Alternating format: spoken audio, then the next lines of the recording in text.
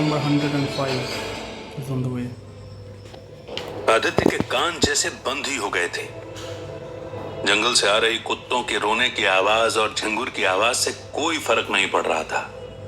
आदित्य बस सुशील की बात को अपने दिमाग में प्रोसेस करने की कोशिश कर रहा था। उसके दिमाग में बस वही शब्द बार बार घूम रहे थे कि सुशील, अनुराग और निखिल दोस्त कैसे हैं, और क्या उसका शक सही निकलेगा कि सुशील ही कहीं ना कहीं उसे मारने या उसके परिवार को बर्बाद करने में इन्वॉल्व है। आदित्य के पास यही अच्छी अपॉर्चुनिटी थी कि सुशील उसके सामने ही बैठा था और उसके हर सवाल का आंसर देने को तैयार था। उसने सोचा कि अपनी ही बातों में उलझे रहने से कोई मतलब नहीं निकलेगा, उसे सुशील से आगे सच निकलवाना होगा। इसलिए उसने उससे पूछा, तुम अनुराग सिंघानिया और निखिल अग्रवाल को कैसे जानते हो? सुशील ने फिर अपनी उसी नशीली आवाज में कहा, वो मेरे अच्छे दोस्त हैं। हाँ, पर तुम उनसे मिले कैसे थे और वो तुम्हारे अच्छे दोस्त कैसे बने? आदित्य ने थोड़ा चिल्लाकर पूछा। तब सुशील ने आगे कहा, वो उस आदित्य की वजह से ही मेरे अच्छे दोस्त बने हैं।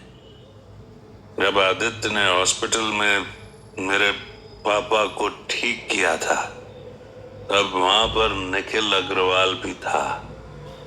जब पापा ठीक होकर घर पर आ गए तो निखिल जैसे तैसे करके मेरे पास आया और उसने मुझे बताया कि आदित्य किस तरीके का आदमी है। उसकी बात सुनकर मुझे आदित्य के ऊपर बहुत गुस्सा आया और मैं उसे मारने के लिए जाने वाला था, लेकिन फिर निखिल ने मुझे अनुराग से मिलवाया और धीरे धीरे करके हमारी बातें सिर्फ आदित्य को बर्बाद करने के बारे में ही चलती रही। मुझे आदित्य इसीलिए पसंद नहीं है क्योंकि वो मेरे पापा से चिपकता है, और वहीं अनुराग उससे इसीलिए चिढ़ता है क्योंकि जिस लड़की को वो चाहता है, आदित्य ने उसे अपनी पत्नी बना लिया। इसी वजह से हम दोनों साथ में आए और उसे मारने की कोशिश करने लगे। हमने एक दो बार ऐसी कोशिश की भी, लेकिन हम कामयाब नहीं हो पाए। कैसी कोशिश? निखिल और अनुराग ने मुझे बताया था कि आदित्य जिस कंपनी में काम करता है वहां पर एक ड्रग क्रिएशन हुआ है।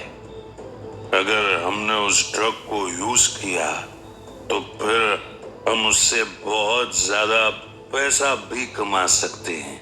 उस दिन उन्होंने मुझे ये भी बताया कि company vice president Mrinali Aditya की पत्नी है।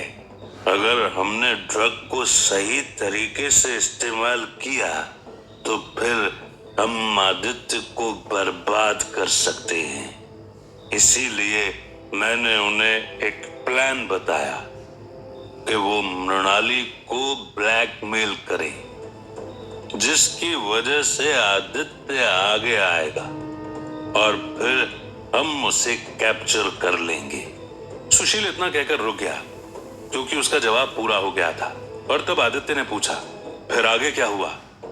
आगे ये हुआ कि उस दिन जब उन लोगों ने आदित्य और मृणाली को होटल में बुलाया तो मुझे भी वहां रुकने का बोला, लेकिन मैं ऐसा बिल्कुल भी नहीं करना चाहता था क्योंकि आदित्य मुझे पहले ही देख चुका था। मैं चाहता था कि अगर कुछ भी गलत हो तो फिर भी आदित्य मुझ पर शक ना करे। इसीलिए मैंने मेरे सारे बॉडीगार्ड्स वहां पर भेज दिए। उसके बाद उस आदित्य ने सबको मार दिया।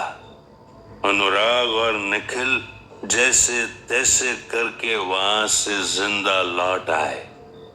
सुशील एक बार फिर रुक गया, लेकिन इस बार उसका जवाब पूरा नहीं हुआ था, बल्कि उसे प्यास लग रही थी।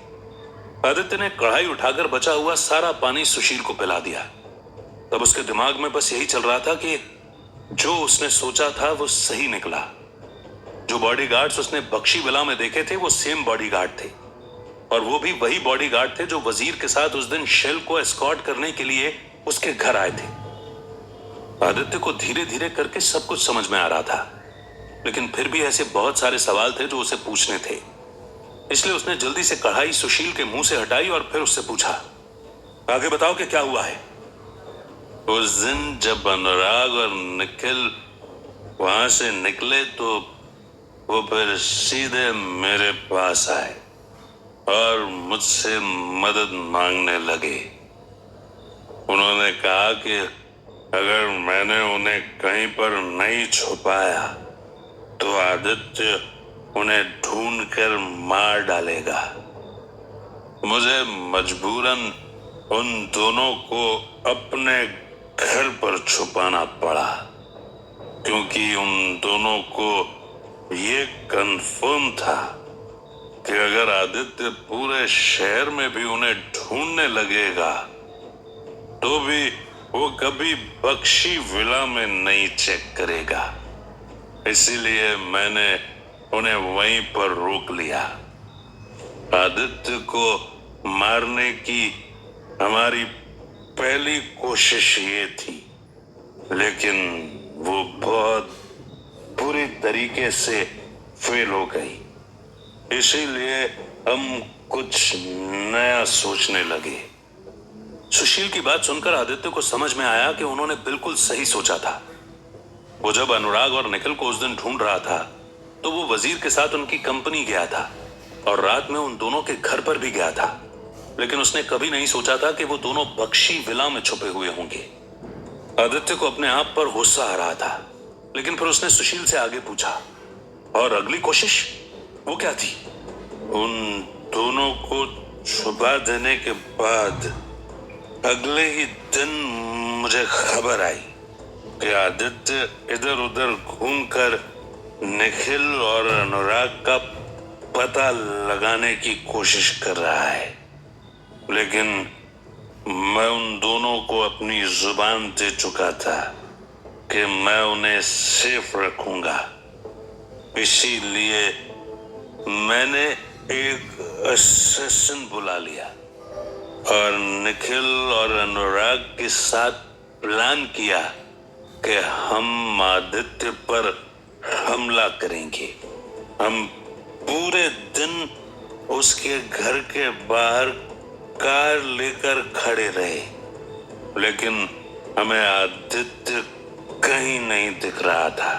फिर अचानक से मेरे फोन पर मेरे दोस्त वजीर का फोन आया और मैंने फोन उठाया ही था कि मुझे आदित्य की आवाज सुनाई दी। मुझे समझ आया कि आदित्य ने मेरा फोन नंबर निकलवा लिया है। इसका मतलब वो मुझे भी ढूंढ रहा है। मैंने उसे धमकी दे दी कि वो मुझसे दूर रहे, लेकिन वो कमीना कभी मानता ही नहीं है। उसने फोन काट दिया। मैंने तब निखिल और अनुराग से कहकर पहले उस आदमी का पता लगवाया जिसने मेरा नंबर लीक किया था, और हम उसको मारने के लिए चले गए। जब हम वापस आए तब आदित्य घर वापस आ चुका था, और इस बात से ये साफ था क्योंकि हमें उसकी आवाज सुनाई दे गई थी। आदित्य को अब समझ आ गया कि वो वीआईपी नंबर सुशील का था जिस पर उसने उस दिन फोन लगाया था। इसका मतलब तीसरा आदमी उसके सामने बैठा था। बख्शी परिवार की लिंक कुछ इस तरीके की ही है कि वो वीआईपी होंगे, इसीलिए शायद वो नंबर सुशील के पास है। सुशील ने फिर आगे कहा, हमारे पास कोई चारा नहीं था, इसीलिए हमने शैल को उस पर हमला करने का बोल दिया। मैं कार से बाहर नहीं निकला क्योंकि आदित्य मुझे पहचान लेता, लेकिन निखिल और अनुराग निकले थे। शैल और आदित्य की फाइट में एक पॉइंट ऐसा आया था कि जिसमें आदित्य हार गया था, लेकिन अनुराग और निखिल कितने बेवकूफ हो सकते हैं वो उस दिन मुझे पता चला, क्योंकि अनुराग ने बिना मतलब के ही आदित्य को पंच मारने की कोशिश की, जिसकी वजह से वो और भी ज्यादा इग्नाइट हो गया और खड़ा होकर फिर से लड़ने लगा। उसको देखकर मैं भी डर गया था, इसीलिए मैंने उन लोगों को जल्दी से निकलने का बोल दिया। हम तीनों शैल को अकेला छोड़कर भाग गए। उसके बाद मैंने उन दोनों को शहर से निकलने का बोल दिया और वो दोनों यहाँ से भाग गए। और वो दोनों अभी कहाँ हैं? मुझे नहीं पता। मतलब ये कि मैंने उन दोनों को बोल दिया था कि यहाँ से निकल जाए, लेकिन मुझे या फिर किसी को भी नहीं बताएं कि वो कहाँ पर जा रहे हैं। मुझे डर है कि किसी दिन आदित्य मुझसे उनका सच बाहर निकलवा लेगा, इसीलिए मैंने उनकी लोकेशन नहीं पूछी। सुशील की बात सुनकर आदित्य को लगा कि जैसे वो हर गेम में बहुत पीछे है, लेकिन सुशील, अनुराग और निखिल उससे एक कदम हमेशा आगे रहे हैं। उन्हें पता था कि एक पॉइंट जरूर आएगा कि जब आदित्य सुशील को मिलेगा और उससे सच निकलवाने की कोशिश करेगा, पर फिर भी वो उन्हें ढूंढता रहा और उसे समझ में आया कि वो एक जाल में फंस गया है जो उसके लिए ही बनाया गया था। उसका सिर दर्द करने लगा और उसका दिमाग बहुत ज्यादा खराब हो रहा था, लेकिन वो जानता था कि ना तो वो सुशील को कुछ कर सकता है और ना ही अनुराग और निखिल की लोकेशन पता कर सकता है, पर बस एक ही चीज कर सकता है और वो है कि उनके आगे का प्लान जानना। यही बात सोचकर उसने आगे सुशील से पूछा, तुमने फिर उसके बाद क्या किया? शैल के साथ फाइट होने के बाद आदित्य बहुत दिनों तक अपने घर से गायब रहा। मैंने एक दो आदमी वहां पर लगाए थे, लेकिन कोई भी उसका पता नहीं बता पाया। फिर एक दिन मेरे पापा ने बोला कि मुझे आदित्य को अपने घर लाना पड़ेगा और मैं उसे पर्सनली लेने गया था। मैं उसके घर पर उसकी पत्नी से पहली बार मिला था और उसने मुझे बताया था कि आदित्य वहां नहीं है।